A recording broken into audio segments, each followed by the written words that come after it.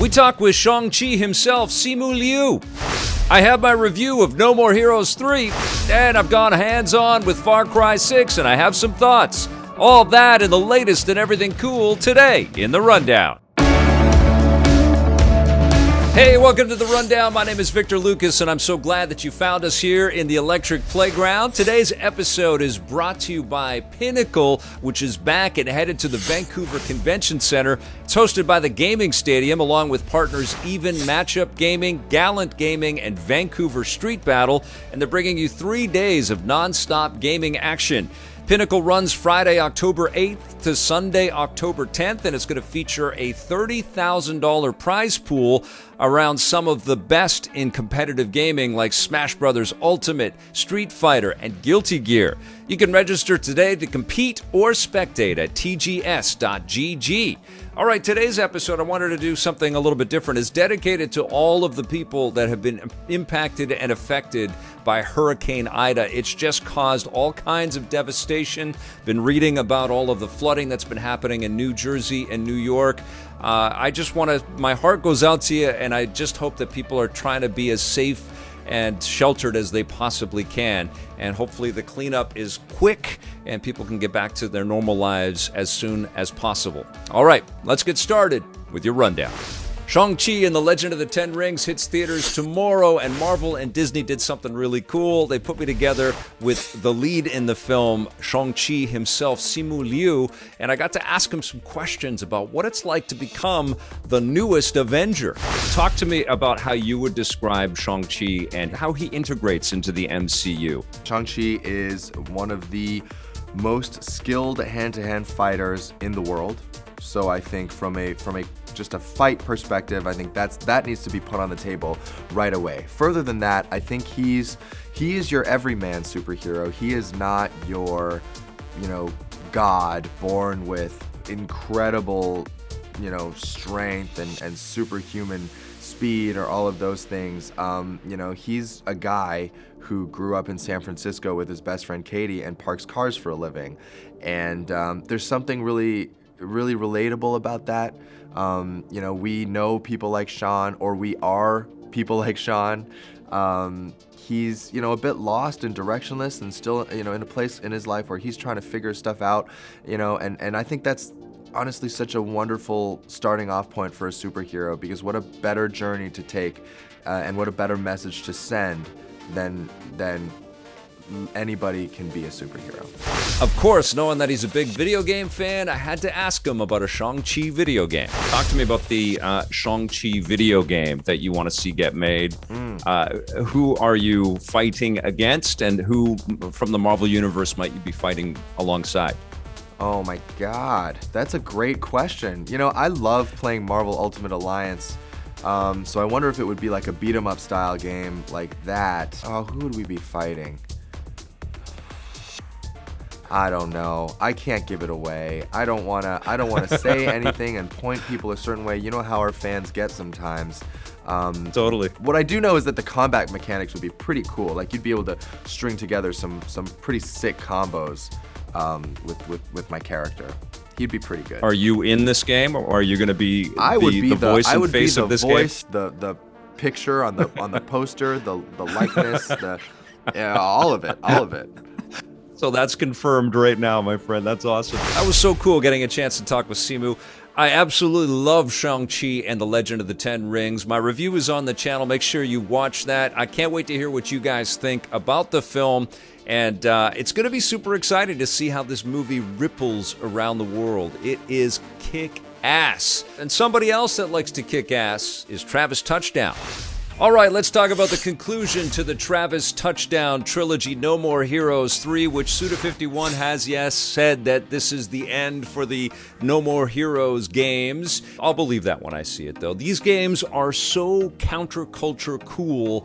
They're so much fun to play. And yes, it's a franchise that kind of lives in that space of poking fun at other open-world games and sometimes the monotony that befalls a lot of open-world tasks and chores that you have to do. That's a big part of the gameplay in No More Heroes, and sometimes I think satire is a great enemy in video games, because what can happen is if your gameplay isn't as fun as the gameplay that you're making fun of, sometimes the joke is on you, right? And as a player, it can kind of remove you from enjoying the experience. But that's not the case with No More Heroes. It's such an incredibly cool franchise because of this completely crazy mishmash of different art styles and different gameplay variants and crazy characters that you have to compete against and befriend, the blood splurting everywhere, and the cool vehicle that you get to race around in. And even though the technology of all three of the No More Heroes games was a little behind the times, and that's especially true, I think, with No More Heroes 3, it really does look dated. But there's still something so wonderful about this embracing of all of these different styles and design ideas and concepts, and fusing it all together into this delicious stew of inane video game ambrosia. Pays homage to lots of different pop culture, including an incredible and crazy anime sequence at the beginning of the game, which kind of highlights the whole story here, that a bunch of aliens have come to Earth to take on Travis Touchdown, who has become the #1 assassin in the world. They just wreak havoc on Earth and make puppets of humans and kill all kinds of humans without hesitation, without compunction. And Travis Touchdown, the reluctant hero who has to save his progress in every game by taking a poop, is just a fun character to embody and to be. His beam katana is an incredibly cool weapon. It's not at all like a lightsaber. It's a lot like a lightsaber, but it's so freaking fun to slice and dice all of the enemies. And of course, you've got all of these extra abilities. You can push people back, kind of force push style. You kick them in the face, slow down time. There's just a lot of cool video gamey and pop culture-y enhancements to the play style. So it's not a surface game. There's lots of great little details and lots of great little flashes all the way through, including the awesome music that's all the way through this game. All kinds of different styles. Sometimes it's Muzak style music that you might hear in a 7-Eleven or something like that. Sometimes you get some pretty cool little rap bits, like when you sit down for ordering any of the sushi in the game. Hey, sushi. Hey, okay. Save it, slash away my path. I don't have time for clearly. I got LPs to make. I guess the haters didn't hear me. It amps up to sort of compete with the energy of the experience as well. There's absolutely a punk rock attitude. That's a conscious choice from Suda51 and everybody at Grasshopper. And then all of these pop culture comic book style touches and flourishes all the way through, and also lots of great love letters to classic video games and sci-fi movies. So at the end of playing the game, you're just left with this, incredible concoction of insane action and crazy colors and crazy art styles and wonderful music and a tongue-in-cheek sass that permeates through the whole story. And you care about the time that you've spent in No More Heroes. And I was so just overjoyed to be playing a new No More Heroes game. I absolutely love this game, that I wanted to also have No More Heroes 1 and 2 on the Switch, so I did pull the trigger and I bought those games. Even though I have them, I think, in multiple versions of my library, I wanted them all on the platform. I have to say kudos to Nintendo for making this a reality on this platform. It's an anomaly. It's not like other games that are out there, and you can pick it apart technically for sure. I mean, there's no population out on the streets. They're pretty much barren in Santa Destroy. The traffic doesn't really seem to have much of an AI. It just sort of drives forward and you'll bash into it. There's some collision issues for sure, and there's some repetition in the combat and certainly in some of the chores like mowing the lawn and unclogging the toilets, chasing the scorpions and shooting the alligators with the tank. You're going to do a lot of the same things over and over again. Really, what this all on-ramps to are these pretty epic battles, and sometimes there'll be wave battles where you've got a bunch of enemies coming at you, and sometimes there'll be epic boss fights that go back and forth and have you pulling off some quick-time kind of combo moves and things like that, but over the top and crazy and just unique and super worth the time investment and the monetary investment from my perspective, it's just awesome to escape into the world of No More Heroes again. I love No More Heroes 3. It's not the best out of the franchise. I think I've said this many times in reviews. You only get that chance to surprise once. And I think that No More Heroes, the first game, really did that. It was an amazing experience on the Wii. And this is, down a couple notches, but still an incredible game, and so worth your time in 2021. I'm going to give No More Heroes 3 an 8.5 out of 10.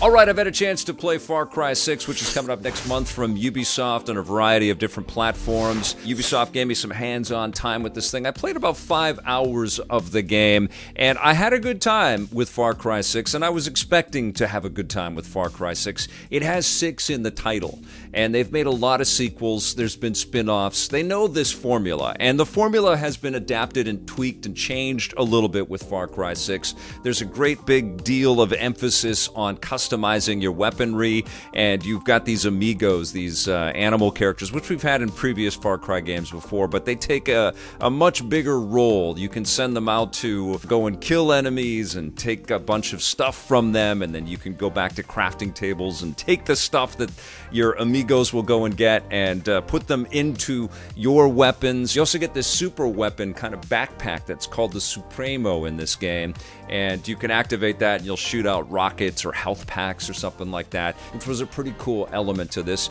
And the way that you level up in Far Cry 6 is really tied to the loadouts and the weaponry and the augments that you add to your different guns and things like that. And then as you start to change out your loadouts for different purposes, you start to accumulate strength and power. So you'll be able to go to all of the enemy bases and things like that. Now, the story centers around a fictional Caribbean island called Yara, which is run by a dictator named Anton Castillo, played by Giancarlo Esposito, an incredible actor who is such a nice guy, but is really proficient at playing scumbags. And he is indeed a scumbag, and he's training his son to be a scumbag as well in this. So there's a kind of this weird emotional hook there, because you want to see the empathy in the kid. But, he's got Darth Vader for a father, basically. And he's very mustache twirly. You see people getting tortured and things like that, even in, early on in the story that I was able to partake in, which they started me off at the beginning. And so what happens is at the beginning is there's this, pretty horrific cut sequence where we see Castillo's goons are killing unarmed civilians. You play a character named Danny Rojas, same name as one of the best players on Ted Lasso's soccer team, by the way.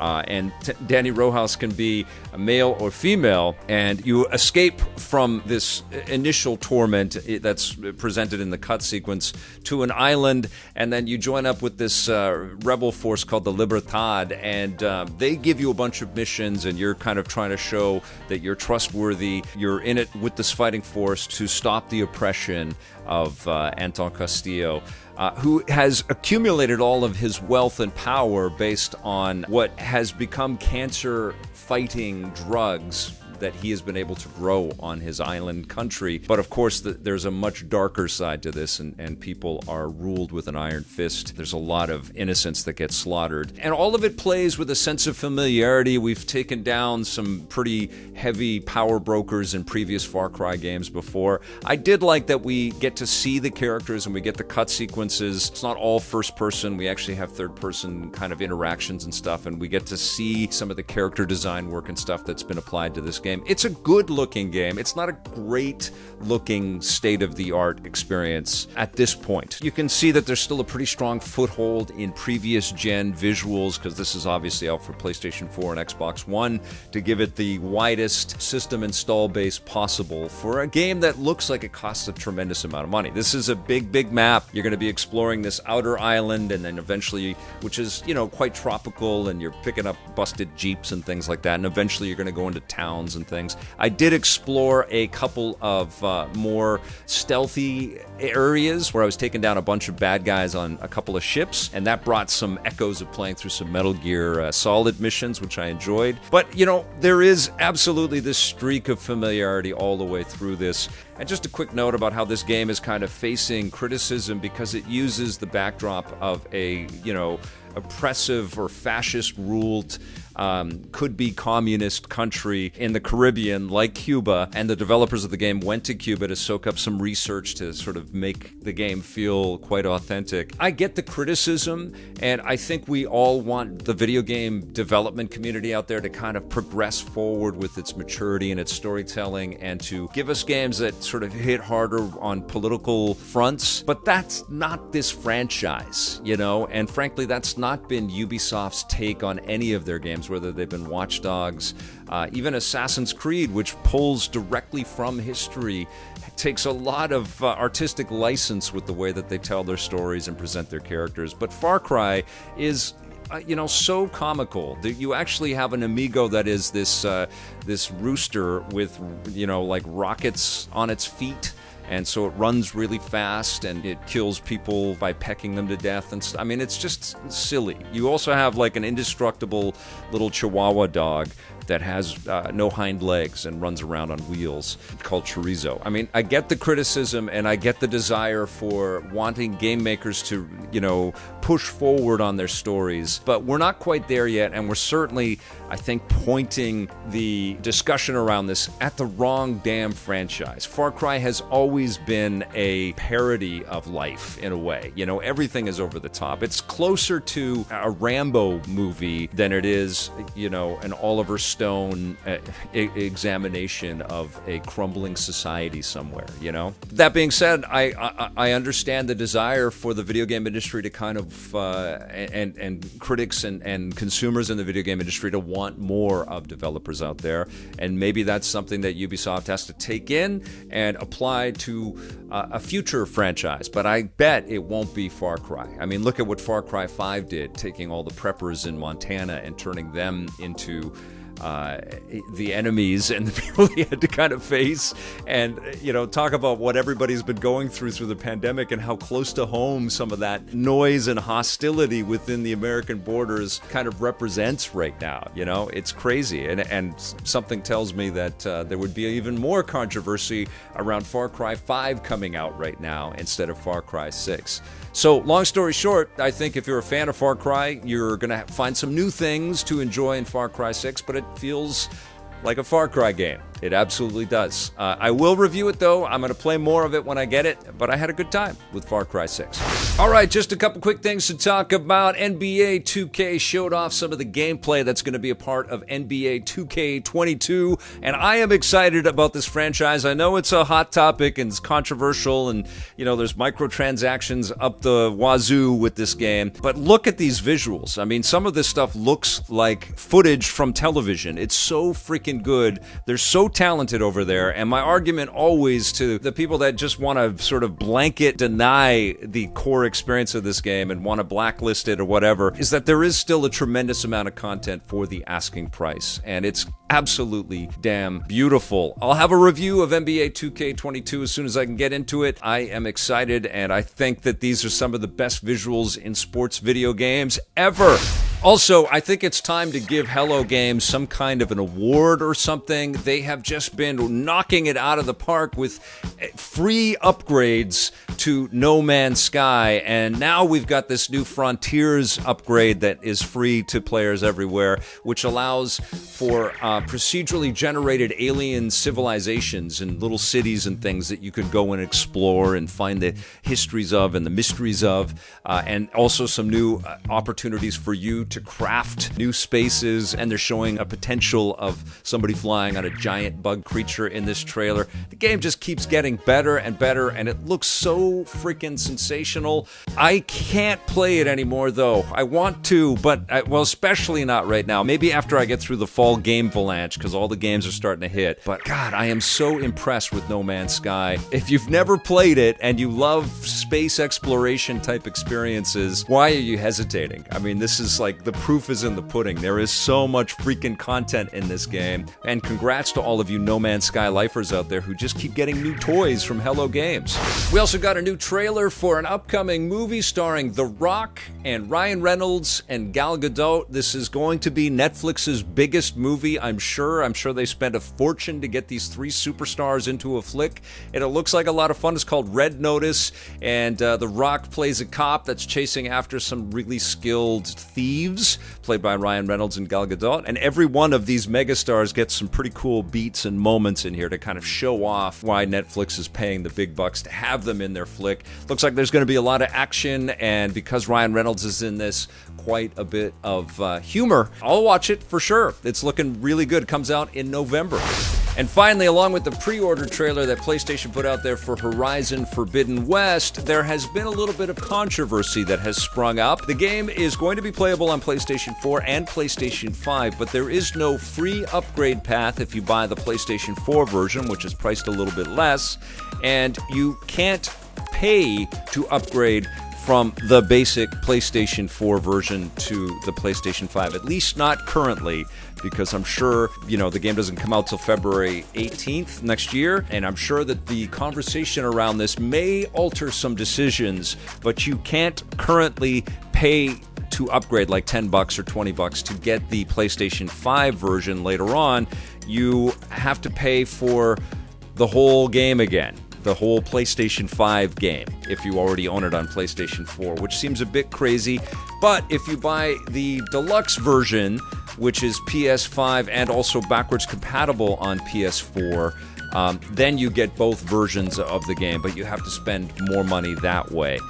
So you kind of have to invest in the PlayStation 5 game now. And that's a bit problematic because, as we all know, it's still difficult to get a PlayStation 5, and it does seem way more convoluted than it needs to be, especially when you have Xbox out there with a whole bunch of different opportunities, and it seems like it's an easier upgrade path, and of course Game Pass is becoming more and more irrefutable out there. This generation has been messy, for sure, this sort of transition to this generation. And one of the things that makes it all messy is that there are limitations on backwards compatibility that I wish were scrubbed out. Who knows? This is the current kind of presentation from PlayStation about pre-ordering and getting into Horizon Forbidden West. They've also got an amazing Super Deluxe Collector's Edition with statues and all kinds of extra little elements in there, which looks awesome.